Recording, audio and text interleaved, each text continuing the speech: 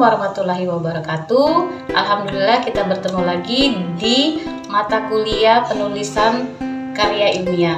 Pagi ini kami dari kelompok 2 akan mencoba memaparkan modul 2 yang berjudul penulisan artikel karya ilmiah.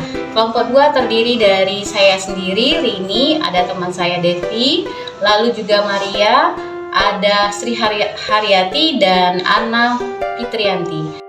Baiklah, langsung saja kita mulai pemaparannya. Saya persilakan kepada teman-teman saya.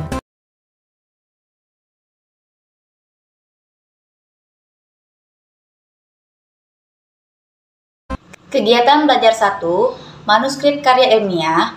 Bagian-bagian manuskrip karya ilmiah. 1. Halaman judul atau title page. Judul merupakan bagian dari artikel yang paling sering dibaca. Judul harus akurat, informatif, dan representatif. Terdapat 2 jenis judul yang kerap digunakan dalam judul publikasi. A. Judul yang bersifat indikasi atau indikatif title. B. Judul yang bersifat informasi atau informatif title. 2. Abstrak dan kata kunci. Abstrak merupakan intisari dari artikel ilmiah yang paling sering diakses dan dibaca. Rohman 2018, Wahyu 2012. Abstrak yang baik harus mengandung 5 bagian, yaitu 1. 1 atau 2 kalimat pendahuluan yang memberikan dasar dan rasionalitas penelitian atau alasan mengapa penelitian dilakukan. 2. Tujuan. 3. Metode yang digunakan. 4. Hasil-hasil atau penemuan-penemuan yang utama. 5. Kesimpulan.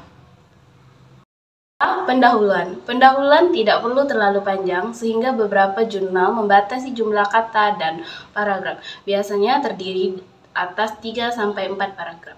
4. Bahan dan metode. Pada bagian ini dapat disajikan dengan berupa tabel, skema, atau gambar untuk memperjelas dan meringkas informasi yang ditulis. 5. Hasil. Penyajian hasil penelitian harus dilakukan dengan cermat dan teliti, tanpa interpretasi. Selama melakukan hasil, jangan membuat kesalahan dengan melakukan pengulangan kata-kata. 6. Pembahasan. Pada bagian ini, pembahasan dipaparkan secara interpretasi. Dari hasil-hasil penelitian, pembahasan sebaiknya menggunakan alur yang sistematis. Kesimpulan. Kesimpulan merupakan bagian akhir dari artikel jurnal. Kesimpulan harus disampaikan sejelas mungkin berdasarkan pada hasil dan pembahasan. 8. Acknowledgement atau ucapan terima kasih sebagai tempat untuk mengungkapkan rasa terima kasih penulis artikel terhadap berbagai pihak yang berkontribusi dalam penelitian yang dilakukan. Wibowo 2018. Acknowledgement biasanya diletakkan di akhir bagian artikel setelah kesimpulan sebelum daftar pustaka. 9. Daftar pustaka. Daftar pustaka adalah daftar yang memuat semua sumber, baik yang berupa buku maupun jurnal atau terbitan lain yang digunakan sebagai acuan dalam menulis artikel ilmiah dan disusun berdasarkan gaya selingkung masing-masing penerbit atau institusi. Safiullah 2015, Wiratno 2009. KB2. Variasi struktur penulisan artikel ilmiah. Terdapat 3 struktur artikel karya ilmiah, yaitu struktur penulisan Aimred, struktur penulisan Airdam, dan struktur penulisan Aimredsi. Struktur penulisan Aimred merupakan singkatan dari abstrak, introduction, methods, result, and discussion. Struktur Aimred berbentuk pasir dan memiliki beberapa bagian seperti abstrak, pendahuluan, metode, hasil dan pembahasan.